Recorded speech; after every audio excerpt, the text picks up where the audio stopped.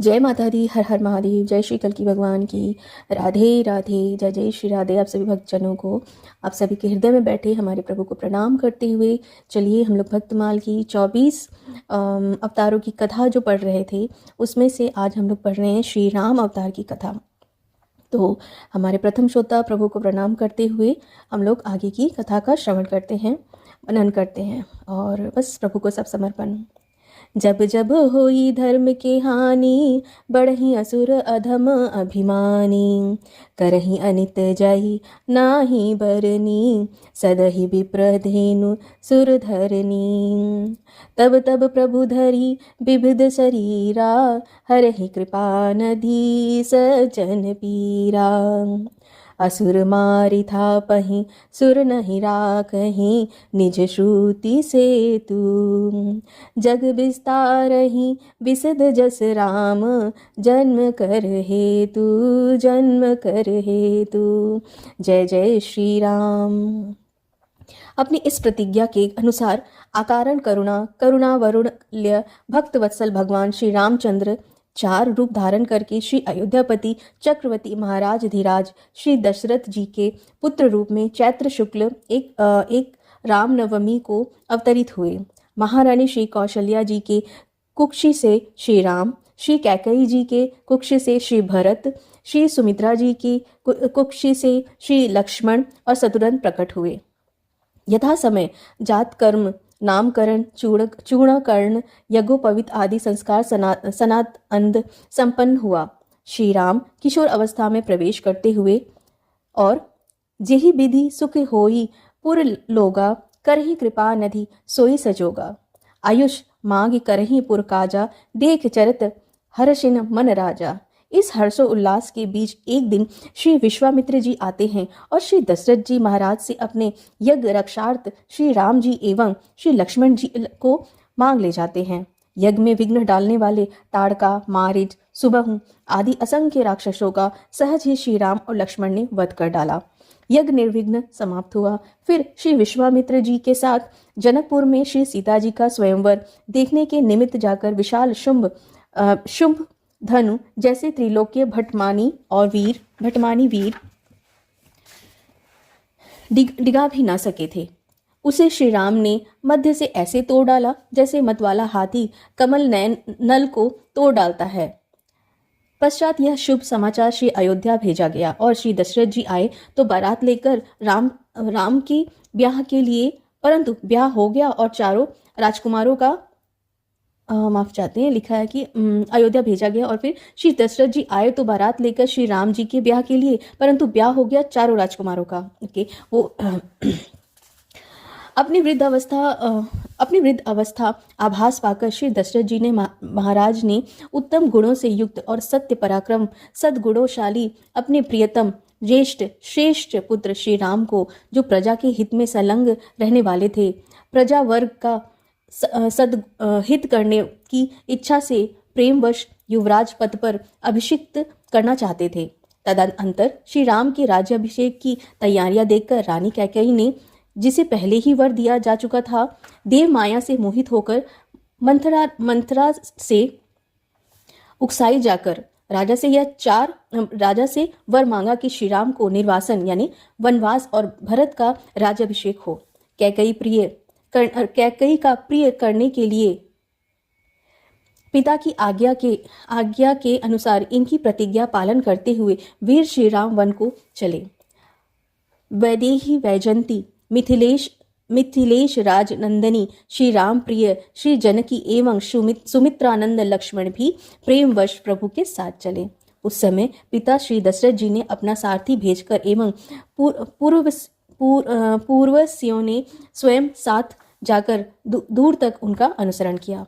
श्री श्रृंगवेरपुर में गंगा तट पर अपने प्रिय सखा निशराज गुह के पास पहुंचकर धर्मात्मा श्री राम जी सारथी सुमित्रा जी को अयोध्या के लिए विदा कर दिया था। निषदराज गुह लक्ष्मण और सीता के साथ श्री राम मार्ग के बहुत जल वाली अनेकों नदियों पार करके एक वन से दूसरे वन को गए। महर्षि भरद्वाज जी का दर्शन को गुह को वापस कर उन्होंने महर्षि वाल्मीकि जी का दर्शन किया और उनकी आज्ञा से चित्रकूट पहुंचकर वहां वे तीनों देवता गंधर्व के समान वन में नाना प्रकार की लीलाएं करते हुए एक रमणीय पर्णकुटी बनाकर उसमें सादानंद रहने लगे। पुत्र शोक में दशरथ जी के स्वर्ग गमन के पश्चात श्री वशिष्ठ आदि प्रमुख ब्राह्मणों द्वारा राज्य संचालन के लिए नियुक्त किए जाने पर महाबलशाली वीर भरत ने राज्य की कामना न करके पूज्य श्री राम को प्रसन्न करने के लिए वन को ही प्रस्थान किया और वहां पहुंचकर ज्येष्ठ भ्राता श्री राम यूं प्रार्थना की, धर्मज्ञ आप ही राजा हो। परंतु महान यशस्वी श्री राम ने पिता के आदेश का पालन करते हुए राज्य की अभिलाषा ना की और भरत के मांगने पर उन भरत गर्जन के राज्य के लिए न्यास चिन्ह रूप में अपनी खड़ाऊ भरत को दे दी और उन्हें बार बार आग्रह करके लौटा दिया। श्री भरत ने श्री राम के चरणों को स्पर्श किया और श्री राम के आगमन की प्रतीक्षा करते हुए वे नंदीग्राम रहकर राज्य कर्म संभालने लगे। श्री भरत के लौटे जाने पर सत्य प्रतिज्ञा श्री राम ने वहां पर नागरिकों को पुनः आना जाना देखकर उनसे बचने के लिए दंडकारण्य प्रवेश किया। उस समय उस महान वन में पहुंचने पर महावीर श्री राम ने विरध नाम का राक्षसों को मारकर श्री सारभंग सुतिषण अगस्त्य आदि मुनियों का दर्शन किया। श्री राम ने दंडाकारण्यवासी अग्नि के समान तेजस्वी उन ऋषियों को राक्षसों के मारने के वचन दिया और संग्राम में उनकी वध की प्रतिज्ञा की। इसके पश्चात वहां ही रहते हुए श्री राम ने इच्छा अनुसार रूप बनाने वाले जनस्थान निवासिनी संपूर्ण शूर्पणखा नाम की राक्षसी को लक्ष्मण के द्वारा उनके नाक कान काट कर कुरूप कर दिया। पश्चात शूर्पणखा के द्वारा प्रेरित होकर चढ़ाई करने वाले खर, दूषण, त्रिशादि 14,000 राक्षसों का श्री राम ने युद्ध में मार डाला। तदनंतर राक्षसेंद्र रावण ने प्रतिशोध की भावना से मारीची का सहायता से श्री जानकी जी का अपहरण कर लिया और श्री जानकी जी को लेकर जाते समय मार्ग में विघ्न डालने के कारण श्री जटायु जी को आहत कर दिया। पितृवत्र पूज्य जटायु द्वारा ही श्री राम जी को जानकी जी का पता मिला। तब अपनी गोद में प्राण त्यागे हुए श्री जटायु जी का अग्नि संस्कार वन में श्री सीता जी के ढूंढते हुए उन्होंने कबंध नामक राक्षसों को देखा तो उसे भी तत्काल मारकर शुभ गति प्रदान की। कबंध के द्वारा संकेत पाकर श्री राम परम भगवती शबरी जी के यहाँ गए। उसने इनका पूजन किया। श्री राम सबरी का मातृत्व सम्मान किया, उत्तम गति प्रदान की। फिर सबरी के संकेत अनुसार श्री हनुमान जी से मिलकर सुग्रीव जी से मित्रता की और सुग्रीव के कथानुसार संग्राम में बाली को मारकर उसके राज्य पर श्री राम ने सुग्रीव का ही बैठा दिया। तब उन वानरराज सुग्रीव ने भी सभी वानरों को बुलाकर श्री जानकी जी का पता लगाने के लिए भेजा। संपाति नामक गृध्र के पता बताने पर महाबलवान श्री हनुमान जी 100 योजन विस्तार वाले क्षीर समुद्र को कूद कर लांग गए। वहां रावण पलित लंकापुरी में पहुंचकर उन्होंने अशोक वाटिका में श्री सीता जी को चिंतामग्न देखा। तब उन वैदेही नंदिनी पहचान मुद्रिका देखकर श्री राम संदेश सुनाया। उन्हें संतावना देकर उन्होंने वाटिका का विध्वंस कर डाला। साथ ही अक्षय कुमार आदि असंख्य राक्षसों का संहार कर डाला। इसके बाद में वे जानबूझकर पकड़ में आ गए। श्री ब्रह्मा जी के वरदान अनुसार अपने को ब्रह्मपाद से छुटा हुआ जानकर भी वीर हनुमान जी ने अपने बांधने वाले उन राक्षसों को अपराध स्वेच्छा अनुसार सह लिया। तत्पश्चात मिथिलेश कुमारी सीता के स्थान के अतिरिक्त समस्त लंका को जलाकर वे महाकपि श्री हनुमान जी श्री राम को प्रिय संदेश सुनाने के लिए लंका से लौट आए। श्री राम जी को प्रदक्षिणा कर श्री जानकी जी का पता बताया। इसके अंतरंत असंख्य वानर सेना का साथ लेकर श्री राम ने महासागर के तट पर सूर्य के समान तेजस्वी बाणों में समुद्र को शुद्ध किया। तब नदीपति समुद्र ने अपने को प्रकट कर दिया। फिर समुद्र के ही कहने से श्री राम ने नल नील से पुल का निर्माण कराया। उस पुल से लंकापुरी में जाकर रावण को सदल बल मारकर भगवान राम ने श्री जानकी जी को प्राप्त किया। साध्वी सीता ने अपनी अग्नि परीक्षा दी। इसके बाद अग्नि के कहने से श्री राम ने श्री सीता जी को निष्कलंक माना। महात्मा श्री रामचंद्र ने इस कर्म से देवता ऋषियों सहित चराचर त्रिभुवन संतुष्ट हो गए। फिर सभी देवताओं से भी पूजित होकर श्री राम बहुत प्रसन्न हुए। राक्षस राज विभीषण जी का लंका के राज्य पर अभिषिक्त करके तथा स्वयं देवताओं से वर पाकर वे मरे हुए वानरों को जीवन दिलाकर अपने सभी साथियों के साथ पुष्पक विमान पर चढ़कर अयोध्या के लिए प्रस्थित हुए। भरद्वाज मुनि के आश्रम पर पहुंचकर सबको आराम देने वाले सत्य पराक्रमी श्री राम भरत के पास हनुमान जी को भेजा। पुनः श्री हनुमान जी से श्री अवध का समाचार पाकर भरद्वाज आश्रम में अयोध्या के लिए प्रस्थित किया। श्री अयोध्या पहुंचकर श्री अवध वासियों के उमड़ते हुए अनुराग को देखकर उन्होंने क्या कहते हैं, अमित रूप प्रगट ते ही काला, जथा जोग मिले सब ही कृपाला। पश्चात श्री वशिष्ठ जी के आदेश अनुसार शुभ घड़ी में श्री राम भद्रजू राज्य सिंहासन सीन हुए, यानी राज सिंहासन पे वो बैठे। श्री राम जी के सिंहासन पर बैठते ही त्रिलोक के परम आनंदित हो गया। भगवान श्री राम ने सुदीर्घ काल तक पृथ्वी पर अभूतपूर्व सुशासन स्थापित किया और उनके राज्य में प्रजा मात्र तापत्रय से सर्वार्थ मुक्ति थे। आज भी श्री राम राज्य को आदर्श माना जाता है। तो ये थी अभी तक श्री राम जी की कथा। इसके अलावा हम लोग एक और पढ़ लेते हैं श्री कृष्ण अवतार की कथा।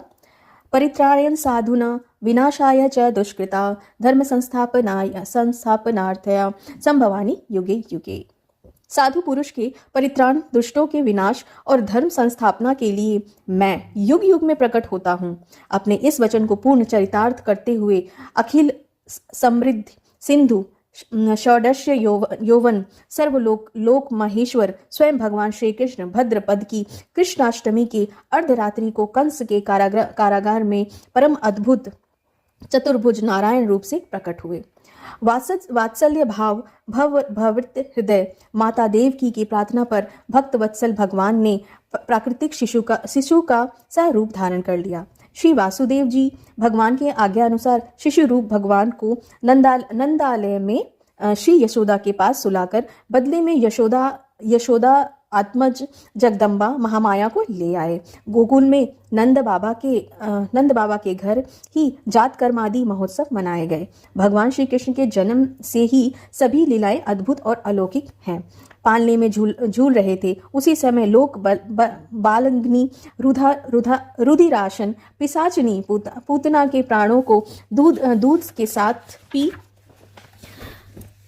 लिया। संकट भंग किया।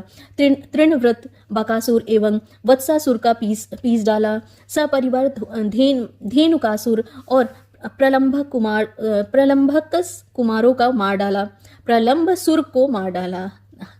सॉरी, चलो कोई बात नहीं।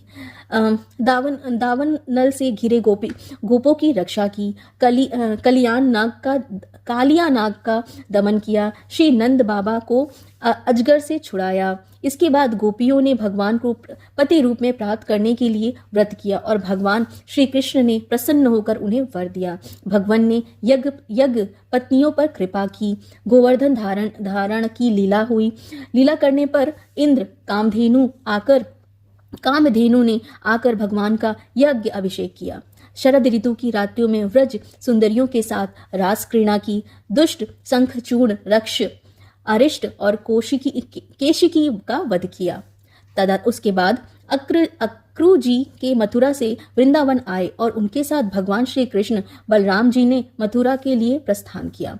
श्री बलराम और श्याम ने मथुरा में जाकर वहां की सजावट देखी और कुवल या पीड़, हाथी, मुशिष्ट, चाणूर एवं कंस आदि का संहार किया। माँ देवकी एवं पिता वासुदेव को कारागार से मुक्त कराया तथा राजा उग्रसेन को भी कारागार से मुक्त कराकर राज सिंहासन पर बैठाया।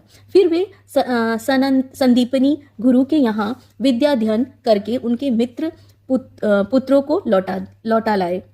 उनके मृत्यु जो हो गए, उनको जो मृत्यु हो गए थे उनको लौटा लाए।